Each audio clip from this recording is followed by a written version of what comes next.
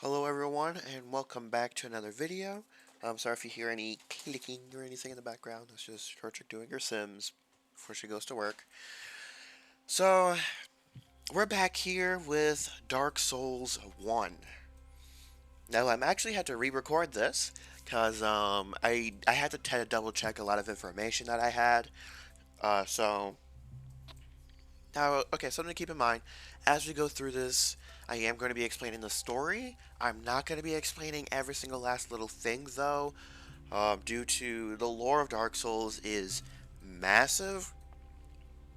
In my opinion, it's not quite as complicated as Bloodborne's, but it is a lot. I think, in my opinion, it's longer than Bloodborne's. Bloodborne's just takes a lot to figure out, while Dark Souls 1 is a little bit more straightforward. So, before we get into things, there are a couple of mods that I do want to point out.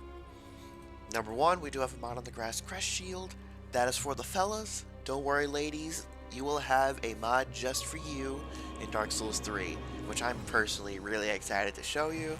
And if you know a certain meme with the red bandana, you already know what's going to happen. Also, I do have a mod on that changes the text, which is why certain places will be named weirdly.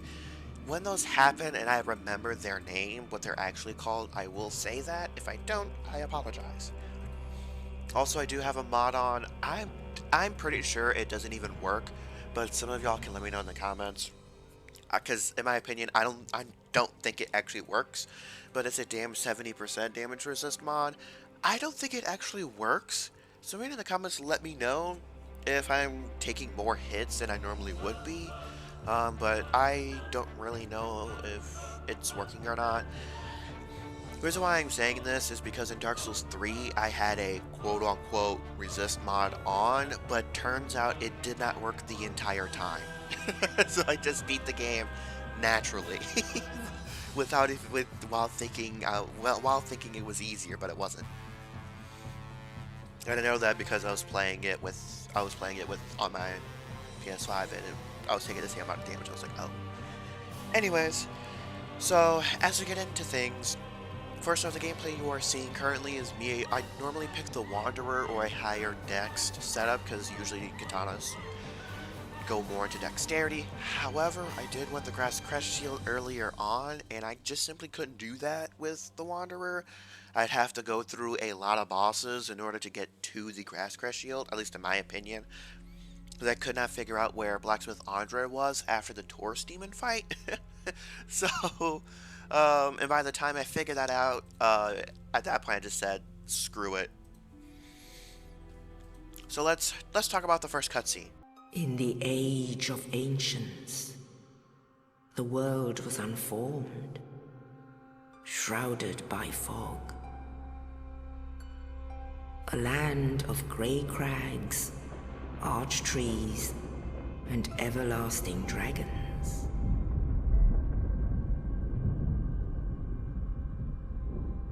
But then there was fire, and with fire came disparity. Heat and cold, life and death, and of course, light and dark.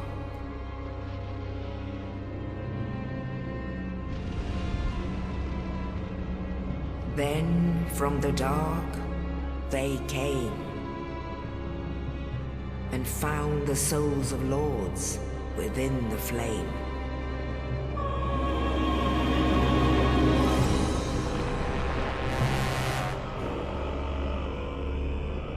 Nito, the first of the dead.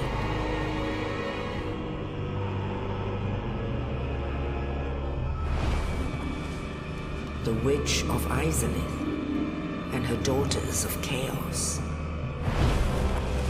Gwyn, the Lord of Sunlight, and his faithful knights.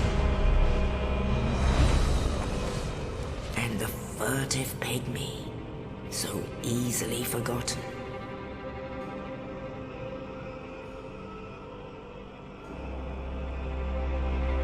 With the strength of lords,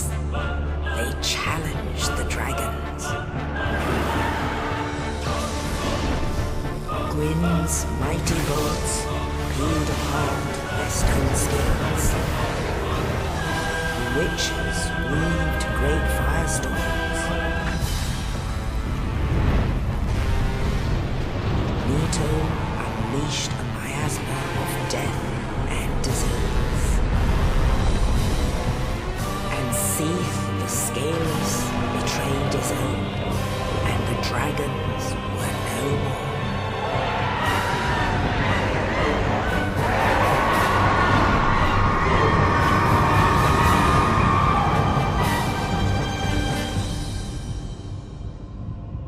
Thus began the Age of Fire.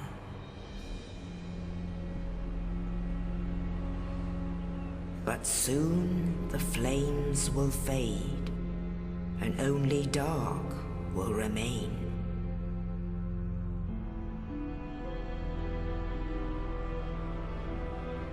Even now, there are only embers, and man sees not light, but only endless nights. And amongst the living are seen carriers of the accursed dark side.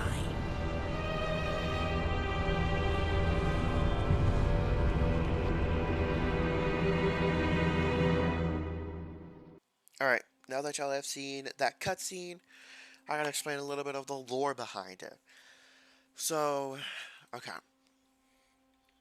So in the Dark Souls, there is the Age of the Ancients. Then there's the Age of Fire, which Dark Souls is in. Dark Souls 1 and 3 and 2, all three are in the Age of Fire. And then afterwards is the Age of Men. Now I am going to input a little Bloodborne theory once we get to a certain place. So in the Age of the Ancients, no real humans existed. Lord Gwyn and Witch of Izalith, they are mostly identified to be, they're not really human.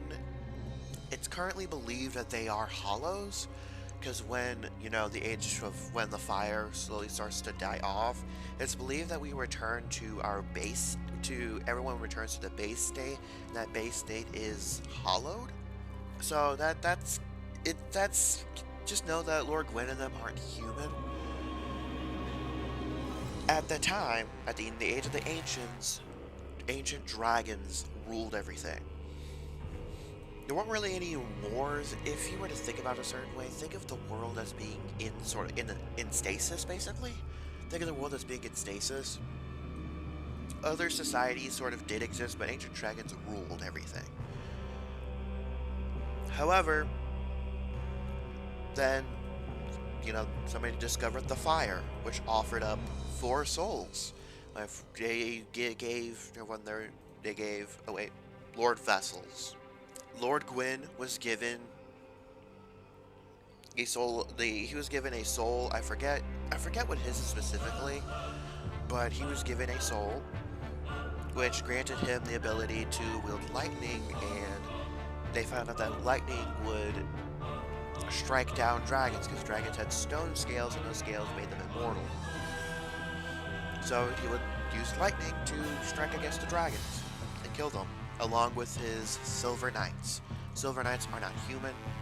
They are likely to be hollows. And among Lord Gwyn had several knights. Artorias of the Abyss, which we will not be getting into his whole thing until much later. Then there was also Ornstein, from the Ornstein and Smo boss fight, which you'll be seeing later. Smo was not one of his 4 great knights due to, apparently he had cannibalistic tendencies and was kind of crazy, so yeah. Then I believe it was Havel the Rock, which was one of Lord Gwyn's best friends. At some point he would be locked away, but I'm not going to necessarily get into that due to that involves other characters that we will not be seeing in this episode. And then there was one more, which, if I remember correctly, I believe is the Nameless King from Dark Souls 3. I believe it was one of Lord Gwyn's children. correct me if I'm wrong, but we're gonna save the Nameless King's story for Dark Souls 3 when we eventually go fight him. Let's just say he was one of the reasons why I avoided Dark Souls as a whole. So, you have, Lord Gwyn and his peeps starting to kill the dragons. Then there was the witch Izalith, who was given the power of life. She was able to create things and everything. So she helped, kill some of the dragons as well. Then there was Grave Lord Nito, who was given the soul of death. He was in control of death, the whole idea of you can't have life without death. So Grave Lord Nito was death, and Witch Izalith was life.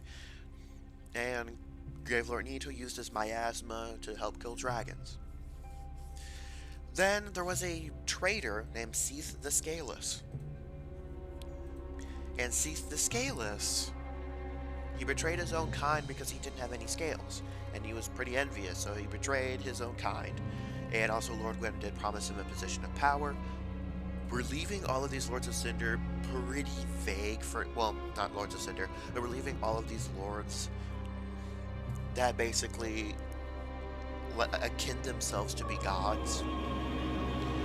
We're leaving them mostly alone and mostly going to be covering their stories when we reach their respective areas.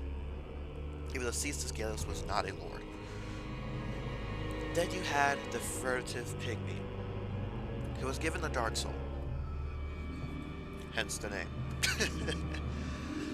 The Dark Soul gave the Furtive Pygmy basically the ability to become human. Essentially, what we are. But, and we had power, but it wasn't as strong as, like, Lord Gwyn and Grave Lord Nito and Witch Izalith, it wasn't quite to that level, to that magnitude. And then after all of the dragons were slain, the humans and the Furtive Pygmy and how they helped was erased from the books. Because Lord Gwyn and all of them, Lord Gwyn is the antagonist of this series. Well, not of this series, but he's the antagonist of this game. Dark Souls 3 doesn't really have a true antagonist, in my opinion. But Lord Gwyn, he screwed over the humans, wrote off all the efforts that they had, and he changed how history was written. Now, years later, and I know, Lord people, please trust me, I am skipping a lot. I'm skipping a lot for a reason. I don't want to spoil certain aspects of the story. Now we've reached where we are. We're in a cell. As a goddamn thief. Because I needed to start with the Master Key. And then get the Tiny Being's Ring. So I could skip to some areas. And out of Astora drops us a key from the heavens. Now, we will be seeing another Knight of Astora in Dark Souls 3, Henri, where we will actually be going for her ending specifically, because it takes the most amount of effort. That being said, it's going to take me a while because I might screw it up at some points. But also, Blacksmith Andre is also from Astora. Now, after, he drops us the key, we make our way through the tutorial and everything, we come to find out that we are undead. The only thing I'm going to say about this for now is humans were cursed after a certain event to after the human would die, they would become an undead. That being said, and they would only die permanently once they have lost their will to live. And they will basically lose their minds, go insane, essentially turn hollow. Then, once you die at that point, you're dead. This is also why we can restore our humanity using humanities, and why we can rest at bonfires and everything, and why when we die we come back, because we can't die until we have lost our mind and lost the will to live. Which, if you want to think about it, it's kind of, if you decide to quit the game permanently, your journey ended there. journey ended there, you lost your quote-unquote will to live, so you died, essentially. If you leave the game and never come back. So I do find that I think that's kind of an interesting way to look at it as well from a gameplay perspective as well. But as we make our way through, we reach the asylum demon. There's actually 2 asylum demons here. There's one under us as well, and there's one up top that we have to skirt around. Then we got to talk to the Knight of Astoria again. I can't remember their name. I can't remember his name, but he's gonna start losing his mind soon. He's basically starting to lose his will to live. So, you know, he gives us a key. We go and destroy the asylum demon, and then we get picked up by a crow. I forget what this crow's name is in game, but she is in every single FromSoft game except for Bloodborne, and I cannot speak for Sekiro. She is not in Bloodborne. I don't think she's in Elden Ring either. Someone can correct me. She might be in a hidden area, but she's in Demon Souls in World 4-1. She's in Dark Souls 1. And then she's also in Dark Souls 3. I don't know about Dark Souls 2. I have not played it. But she is in Dark Souls 3 as well at the Firelink. So, after, we've reached Firelink Shrine, there's Patches there. We're not going to worry about him. Most of the characters I'm going to be skipping over unless they have a major part in the story or I do their quest. For example, later on, the only real 3 character quests that you plan on doing is Knight Solaire, Siegmeyer, and then the guy from the DLC. Those are the only 3 character quests that I do plan on seeing until the very end. First, we're gonna make our way into New Londo Ruins, and then going into Valley of the Drakes to go back up into Darkroot Basin to grab the Grass Crest Shield. Unfortunately, I'm not able to use the Grass Crest Shield right now, and even later on when we get the Uchi Katana, we still cannot use it because it's too heavy, because for whatever reason, he starts with an extremely low equipment load. Also, please keep this in mind, this is the first time I've ever used a dagger in a Souls game. Ever. I never used one in Demon Souls, never in the first time I played Dark Souls 1, never in any of the times I played Dark Souls 3, never used one in Elden Ring either. So yeah, this is the first time I've ever used a dagger, so keep that in mind, please. So then we make our way up to the Taurus Demon. The Taurus Demon doesn't have major lore implications, however, he's involved in something else that we'll get to much later on. So remember that, put a little note. And for this boss, you just have to, as soon as you go through the fog gate, go immediately to the right, climb up that ladder, slay the 2 archers, and then you basically want to lure him over. Once you stand over that little ledge, he'll start looking up at you. You need to drop down and plunge attack him. This was kind of tricky for me to do with the dagger because I'm not used to a weapon being that short. So I missed a few times. I died several times trying to do this shit. And a lot of the times I was getting too greedy, but literally strat is once you've plunge attacked him, run to the other side of the bridge, lure him over there, cross him up, climb back up that ladder, and plunge attack him. After we've done that, we can go ahead and talk to Knight Solaire. This bit of the quest we're not really worried about too much. And then once we are ready to cross the bridge, we can cross it, but there is a dragon in the way. This dragon is a pain in the fucking ass. There's a bonfire right behind him. There's actually 2 ways to get to it. 1, going past that red dragon. And 2, going under the bridge.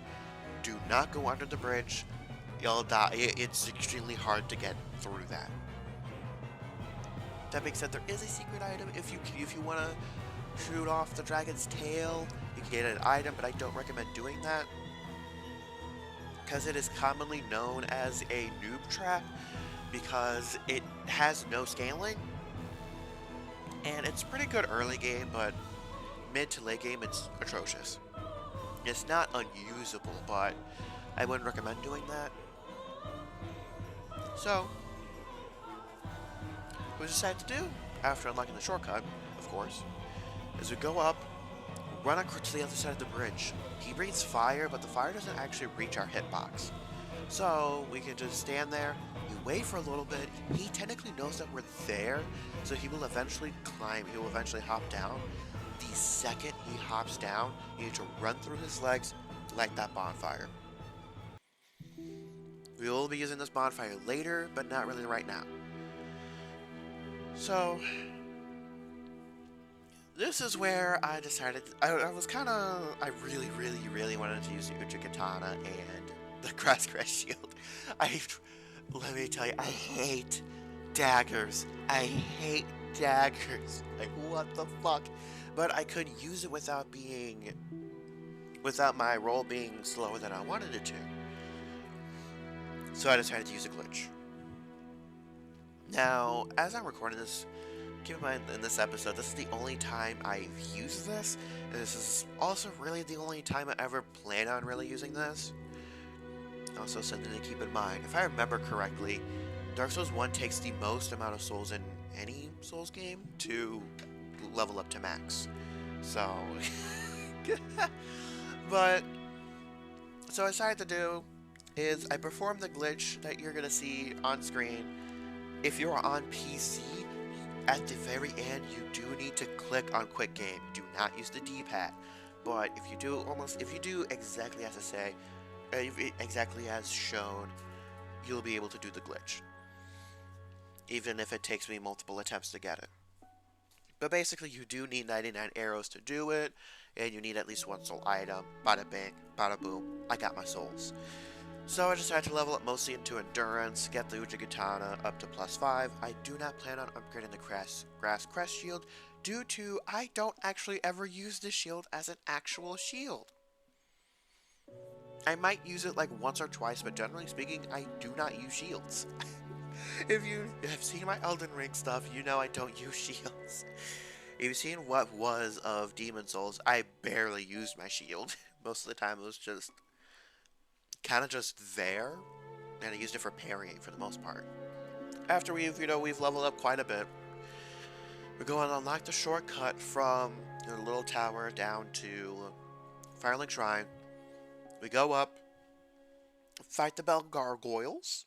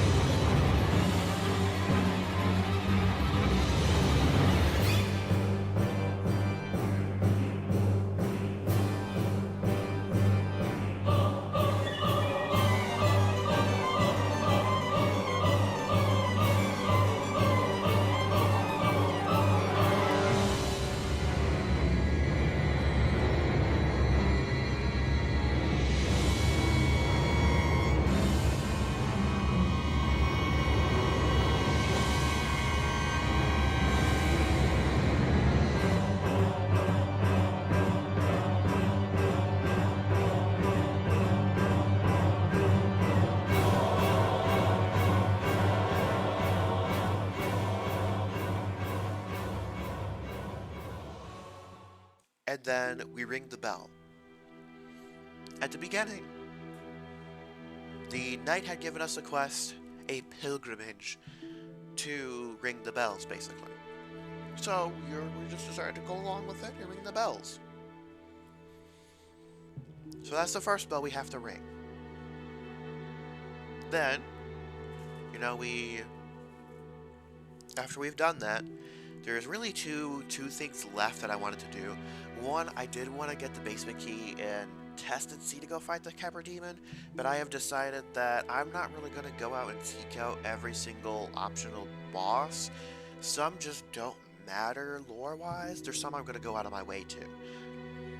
For example, she's not necessarily a boss, but I will go out of my way to get to Crossbeat Priscilla, and I was going to go out of my way to be Great Wolf Sif. So some bosses that are optional I am going to go out of my way to, but other bosses I'm not going to do that. For example, Calamine, don't really plan on fighting her. Capra Demon, I don't really plan on fighting him. I don't need to because I have the Master Key. So that's good. If you don't have the Master Key, you do need to go fight the Capra Demon. So, after that, after you've beaten the Bell Gargoyles, an important NPC shows up in Firelink, aka Knight Lothric. You need to kill him. If you do not kill him, he will kill the Firekeeper that is there kind of in a cage under Firelink. So this Firelink maiden, so she's sort of interesting based on what I can understand. She came from a different land kind of far away, or like a village, and she did something blasphemous. I don't know what exactly she did, but she did something blasphemous or whatever. So they basically made her unable to move, which is why there's blood on her skirt that you can see at some points. And she's also blind. So, yeah, you can give her the item Firekeeper Soul to level up your Estus Flask, at least how many times you can use it. You can also, if you are human, with aka the white ring, on the left-hand side, the ring that turns white, you can spend a humanity point to rekindle a bonfire, which gives you 10. So, after, we've killed Knight Lothric, get the Ring of Favor and Protection. Once you put it on, you cannot take it off. If you take it off, it breaks instantly. This is very different than... It's basically the same ring as Erdtree's Favor in Elden Ring. And there is a different version of it in Dark Souls 3, but I'm pretty sure it's unbreakable in Dark Souls 3. But in Dark Souls 1, if you take it off, it breaks. You can't use it anymore. It just disappears. So make sure you do not take it off even accidentally. I have taken it off accidentally before, and I was devastated. We will need this ring later on because the armor I'm wearing currently is not going to be my ending armor. I plan on my ending armor basically being Ornstein's armor and a different helmet. So, yeah. So, after that, we gotta get to Blighttown. So, we go through our elevator shenanigans, go through the Valley of the Drakes. Well, go into the Valley of the Drakes to the right, and most people find Blighttown to be hard. If you just follow what I did with the Master Key, it is stupidly easy. Also, yes, Blighttown is called Brazil. I don't know why, but it is called Brazil. So, once we make our way through Blighttown, do the whole shenanigans, climbing down ladders, opening up chests, warning there are bugs here. Flesh bugs? I think, whatever you want to call them. Once we've made our way through, we can go ahead and light the bonfire. Once we have lit that bonfire, there's actually 2 NPCs down here, I'm pretty sure, actually.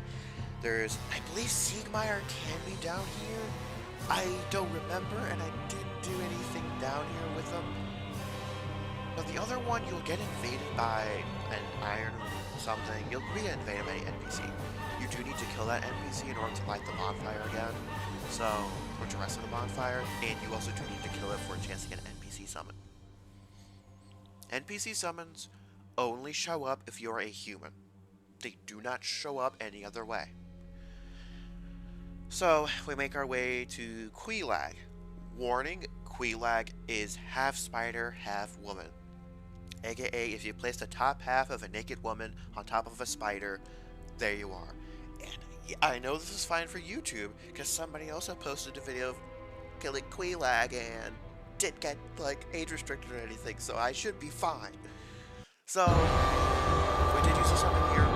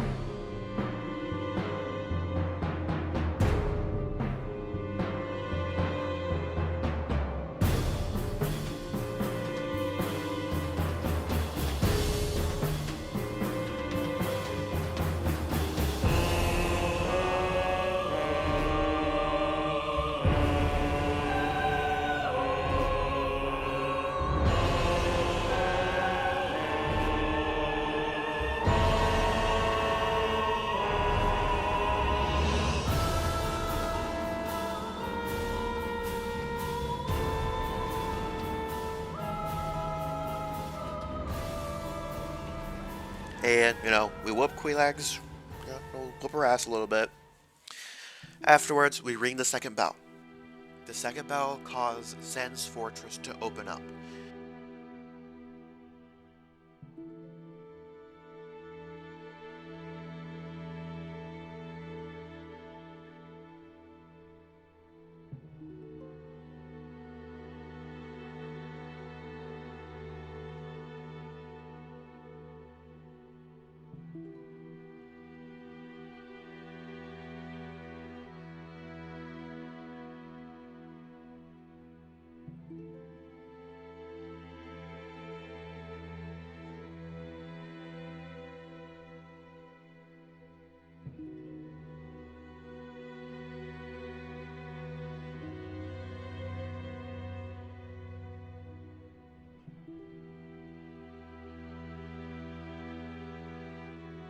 So once we've unlocked that shenanigans, we can go down, we get the Demon Ruins bonfire. We'll be back here at some point, but much, much, much, much, much later.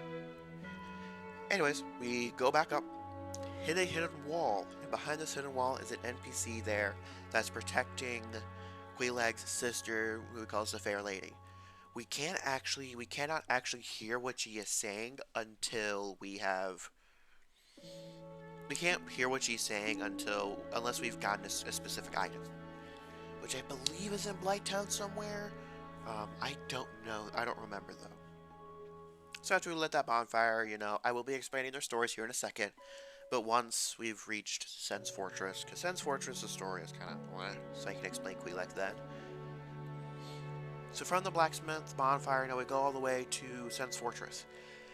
If you have came here before ringing the two bells, you will see an NPC named Siegmeyer. Once the fortress opens up, he disappears, and he can next be found in Anarlanda. I'm pretty sure he's actually not in Blighttown, so that's good to know, if I remember correctly. By the way, something I did forget to mention earlier is that when you go over to the Bell Gargoyles, there is an NPC there. Before you go to Blighttown, you will actually want to pick up that poison resistance ring. Just a side note. Anyways, back to Sen's Fortress. You're going to talk to Siegmeyer, who's basically on a quest, and we will see him later in Anarlanda. Now, as y'all see the BS called Sen's Fortress, I'll explain a little bit of Quelaag and Fair Lady's story. So, I kind of have to be a little bit careful here as to not spoil a lot of demon ruins, but the Witch of Izalith had children, and Quelaag and the Fair Lady are two of her children. All I can say is they ended up as they are for a reason. And Quelaag, well, the Fair Lady, to spare her people from suffering, she ended up, she ended up losing her legs. She ended up going blind and is in pain constantly. And Quelaag sort of hid her away and is sort of protecting her to try to ease her suffering and really protective of her, and same with the NPC that is body blocking. If you have the ring on, the Fair Lady actually believes that you are her sister and pretty much asks you not to worry about her or anything and says she's not doing that bad, even though she is in extreme amount of pain. How Quelaag ended up how she did, won't be able to say necessarily until later. So back to Sen's Fortress. I forgot what the bonfire was. I remember there being a bonfire up here, but I couldn't remember, so I had to Google it. After I did that, I got the bonfire and attempted the Iron Golem, got grabbed and thrown off a ledge. Second time though, I did beat him. There is usually an NPC there, but at this point, I still didn't remember that you needed to be human to see NPC summons. So I was too lazy at that point, so I just beat him myself. So then I got carried over to Anor Londo. We are reaching the end of the episode. Once we've reached this grand city of Anor Londo, I'm gonna have quite a time explaining things to you. So we're gonna end the episode here. Let me know what y'all think in the comments below, and what y'all think about this sort of style. I don't think I necessarily plan on doing the same for Dark Souls 3, due to I think I can do bigger sections. But, yeah, let me know what y'all think in the comments below, and I will catch y'all on the flip side.